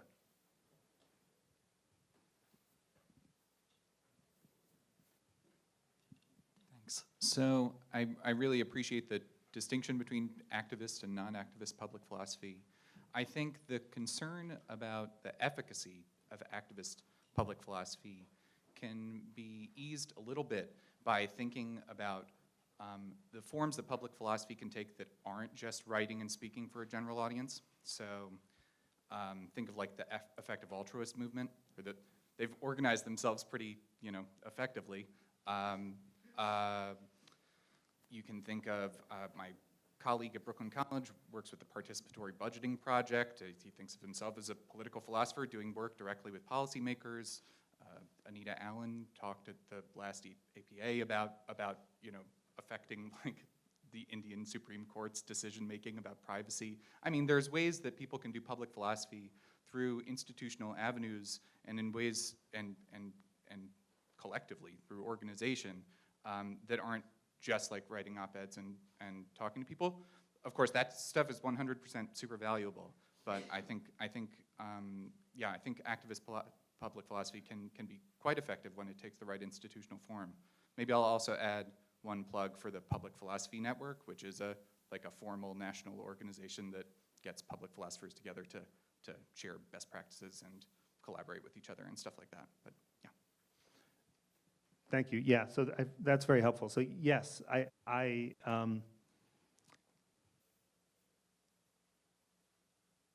yes to everything you said, basically. Yeah, I meant to be raising the question. I didn't mean to suggest that there aren't good answers to it. And I think it's very helpful to have in view some of the ways in which people doing activist philosophy have not merely been writing op-eds or books, but have been engaging in more sort of hands-on ways, and that seems really valuable. I guess there was a certain amount of this that I suppose is directed at the voices in my head, or the kinds of conversations I have with colleagues in which I feel like there's a kind of, that there is a desire to do activist philosophy, but it doesn't always come with a sense of the interactive strategies that you're describing that would make it effective. So I think there are people who are doing that, but there's lots of people in philosophy who aren't particularly equipped to do that, or haven't really thought through how those kinds of connections would be made, or what it would take to make their work effective. So in a way, you could take the question not as a skeptical question, but just as a suggestion that if you want to do activist philosophy, it will be good to think about how you anticipate the kind of work you're doing making a change, making a difference, and to think about whether the kinds of collaborations you're describing would be a crucial part of that. So in a way, I'm thinking, if we're going to do activist philosophy, let's do it well and effectively, at the same time as not making that the only kind of public philosophy there is. But yeah, that's very helpful. So here, Kit, fine. There's a story about the Cambridge mathematician Hardy. He claimed that the work he did in number theory was of no practical value, and someone pointed out that one of his theorems actually did have an application, and he was dismayed. And I've always admired him. And it seems to me that, if you ask what's the cause of the dismay, he wanted to actually do work in pure mathematics, for which there was only a mathematical reason. And he didn't want there to be some other reason for doing the work. And he actually thought there being this other reason detracted, or at least if you construe his dismay strongly, detracted from the value of what he was doing. And if indeed we want to be like the gods, that's the kind of attitude we should have.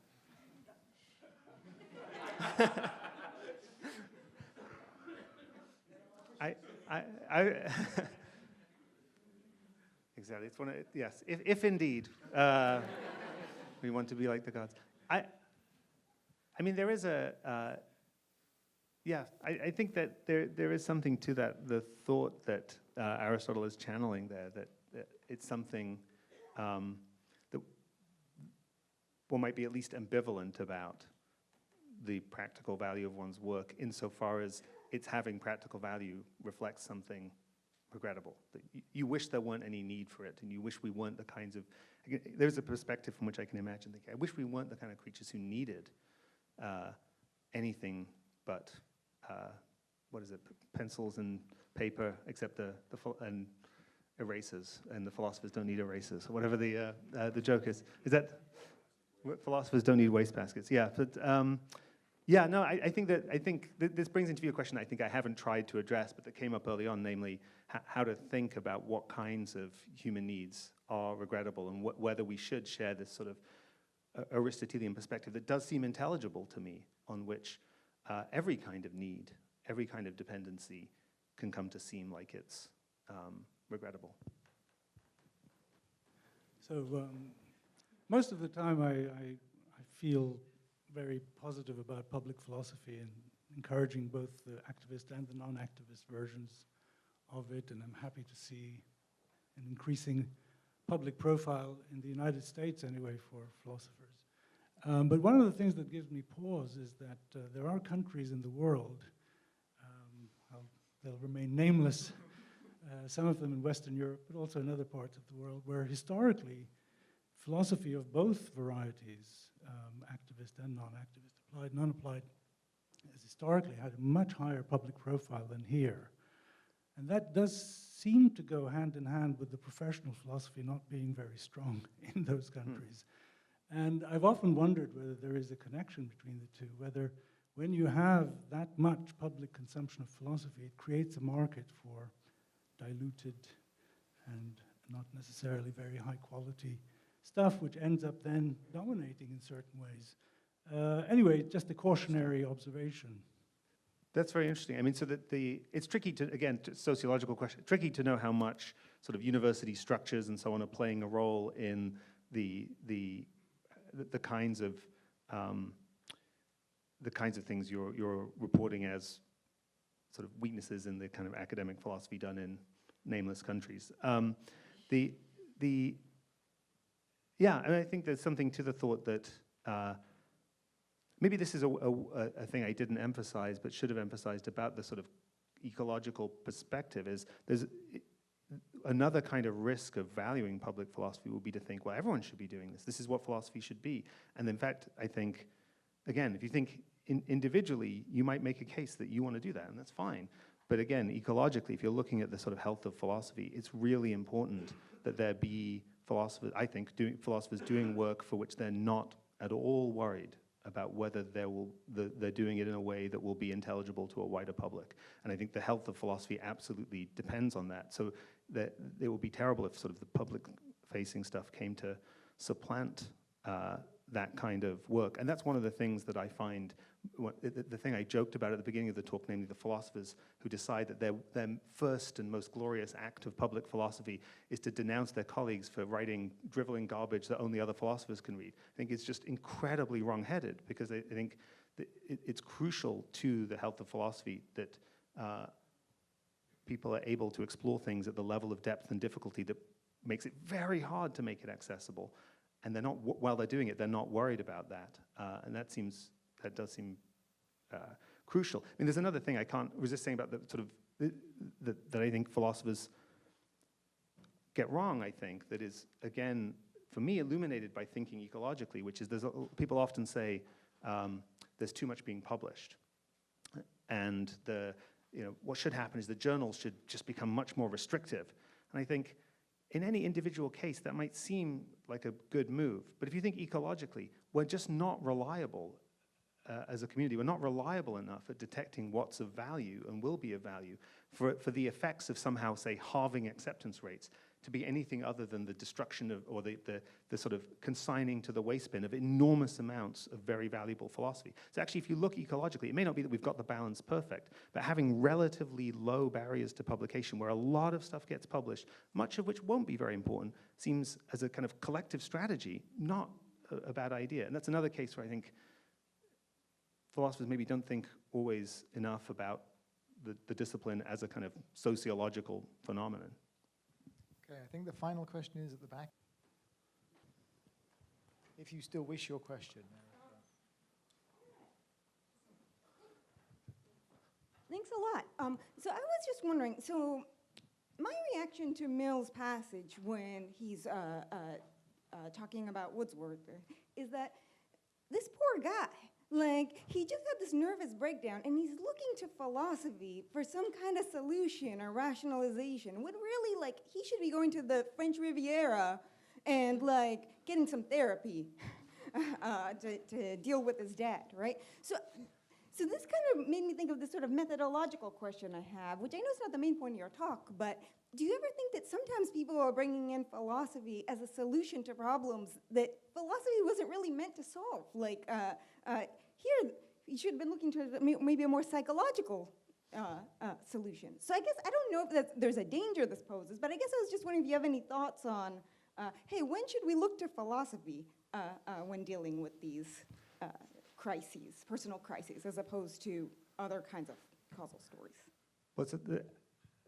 It's a great question. I mean, there's an answer I can start to give for Mill, and then there's an answer, I suppose, for me. So for Mill, I mean, the thing is, what he turned to first was Wordsworth. It was Wordsworth's poetry that helped him.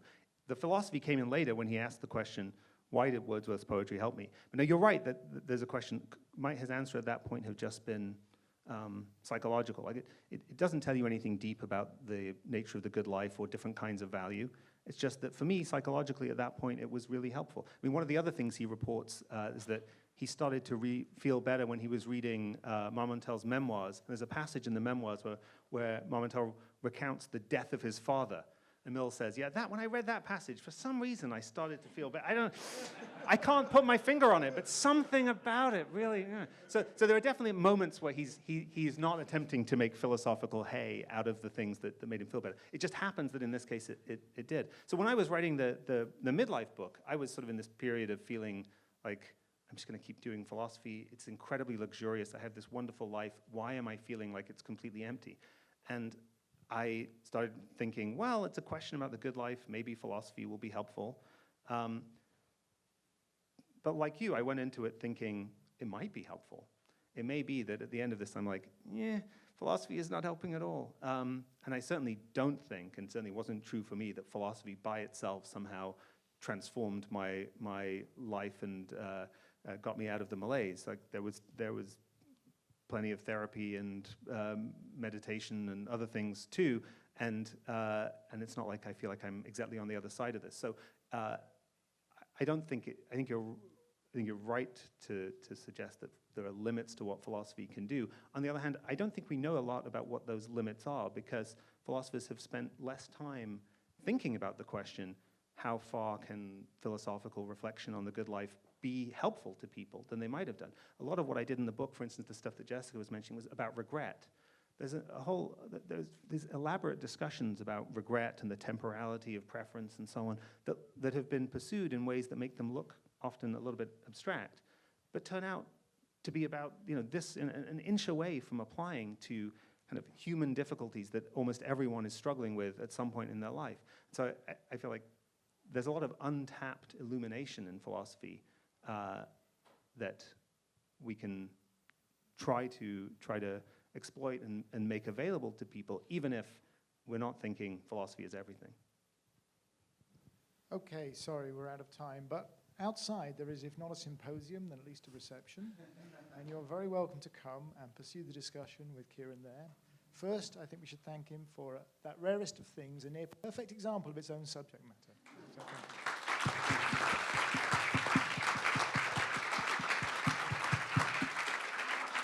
thank you.